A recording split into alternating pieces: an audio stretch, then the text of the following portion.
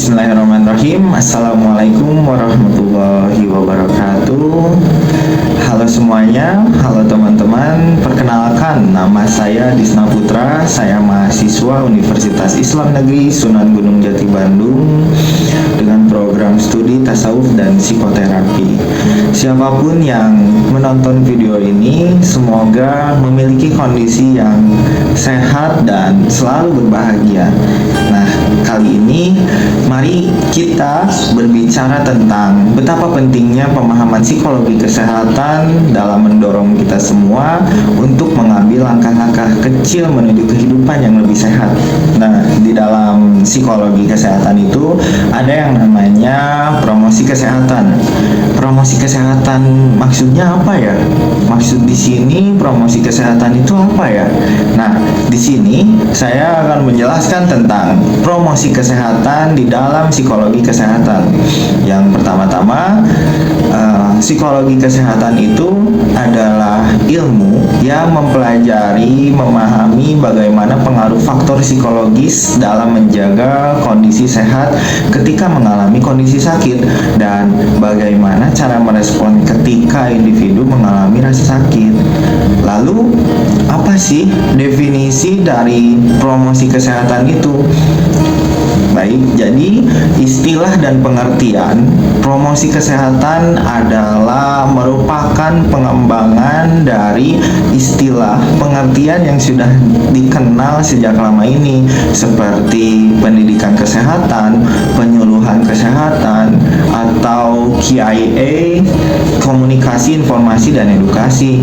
Nah, promosi kesehatan atau pendidikan kesehatan ini merupakan cabang dari ilmu kesehatan yang bergerak bukan hanya dalam proses penyadaran masyarakat atau pemberian dan peningkatan kemampuan pengetahuan masyarakat tentang kesehatan semata, akan tetapi di dalamnya terdapat usaha untuk memfasilitasi dalam rangka perubahan perilaku masyarakat. Nah, dapat kita simpulkan bahwa promosi kesehatan ini adalah program-program kesehatan yang dirancang untuk membawa perubahan atau perbaikan baik di dalam masyarakat sendiri maupun dalam organisasi dan lingkungannya. Nah, promosi kesehatan di Indonesia ini sebelumnya dikenal dengan penyuluhan kesehatan. Lalu, kenapa sekarang menjadi promosi kesehatan dari penyuluhan kesehatan? Nah, perubahan penyebutan penyuluhan kesehatan menjadi promosi kesehatan itu dipengaruhi oleh perkembangan di dunia karena munculnya konferensi internasional tentang pencegahan atau prevention pada tahun 1986 di Kanada yang dikenal dengan nama Ottawa Charter. Nah, Ottawa Charter ini merupakan konferensi internasional pertama tentang promosi kesehatan yang diselenggarakan oleh WHO. WHO ini World Health Organization. Dalam Ottawa Charter menghasilkan 3 rumusan strategi promosi kesehatan, yaitu advokasi, penerapan, dan juga mediasi. Apa sih pengertian dari advokasi, penerapan, dan juga mediasi? Nah, advokasi ini adalah upaya untuk meyakinkan orang lain atau orang yang dapat membantu atau mendukung sesuatu yang diinginkan. Lalu penerapan itu upaya untuk mencari dukungan sosial melalui beberapa tokoh yang sudah ada di masyarakat, baik tokoh masyarakat formal maupun informal. Dan mediasi adalah upaya promosi kesehatan yang berfokus pada masyarakat langsung. Nah, jadi apa sih pentingnya mempelajari psikologi kesehatan dan juga promosi kesehatan? Jadi pentingnya di sini adalah sebagai pengetahuan sosial psikologikal yang dapat digunakan untuk merubah pola health behavior dan juga mengurangi pengaruh dari psikososial stres. Nah, lalu adapun manfaat dari promosi kesehatan di dalam psikologi kesehatan ini. Yang pertama itu mengevaluasi tingkah laku dalam etiologi penyakit. Yang Yang kedua, memprediksi tingkah laku tidak sehat. Yang ketiga, memahami peran psikologi dalam experience of illness. Nah, yang keempat, mengevaluasi peran psikologi dalam treatment. Yang kelima, teori psikologi juga dapat dimanfaatkan dalam mempromosikan tingkah laku sehat dan mencegah sakit atau munculnya penyakit dalam skala individu maupun yang lebih luas seperti kelompok, komunitas maupun masyarakat. Nah, adapun contoh tema yang akan diangkat ke dalam promosi kesehatan ini yaitu seputar mental health yang akan dibahas selanjutnya oleh rekan saya.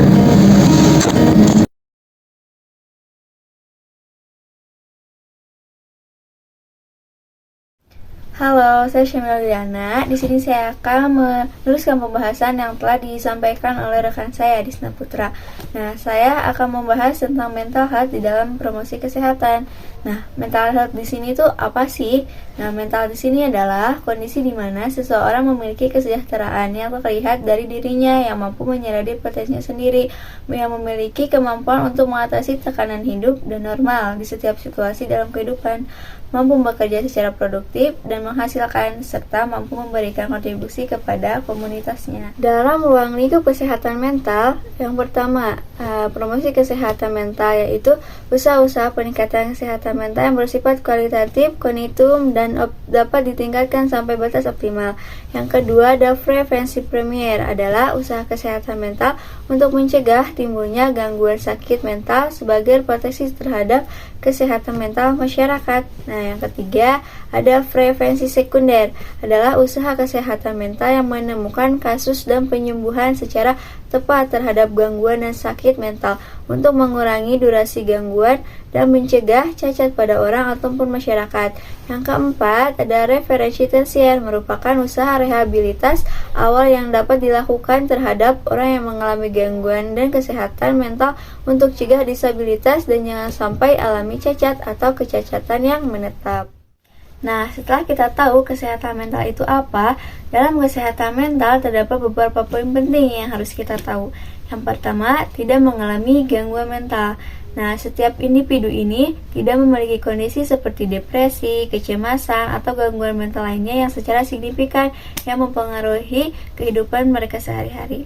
Nah, yang kedua, tidak ada sakit akibat adanya stresor.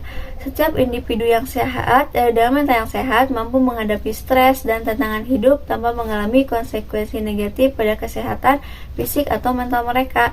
Kemampuan ini juga disebut sebagai kemampuan ketahanan. Nah, yang ketiga, sesuai dengan kapasitas secara keseluruhan.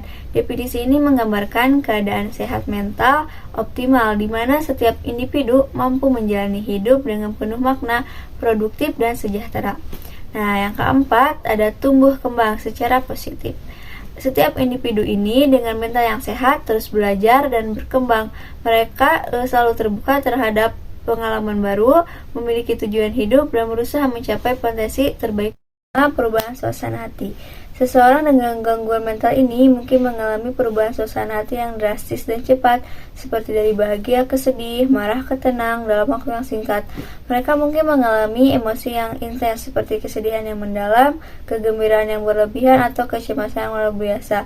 Individu ini mungkin merasa sulit untuk mengendalikan emosi mereka sehingga mudah marah, menangis, ataupun panik. Yang kedua, ada perubahan pola pikir. Gangguan mental ini disebabkan oleh pola pikir yang negatif seperti pikiran tentang kegagalan, tidak berharga, atau putus asa. Seseorang dengan gangguan mental ini mengalami kesulitan untuk fokus berkonsentrasi atau menyelesaikan tugas. Pada beberapa kasus, individu ini mungkin mengalami delusi, yaitu keyakinan yang salah tentang kenyataan meskipun ada bukti yang bertentangan. Gangguan mental tertentu dapat menyebabkan halusinasi, yaitu persepsi indera yang salah serta seperti melihat atau mendengar sesuatu yang tidak ada. Yang ketiga, ada berpikir negatif. Seseorang dengan gangguan mental mungkin memiliki pandangan yang pesimis terhadap kehidupan dan masa depan. Mereka mungkin sering mengkritik diri sendiri dan merasa tidak berharga. Individu ini mungkin merasa bersalah atau malu secara berlebihan atas kesalahan yang telah mereka lakukan.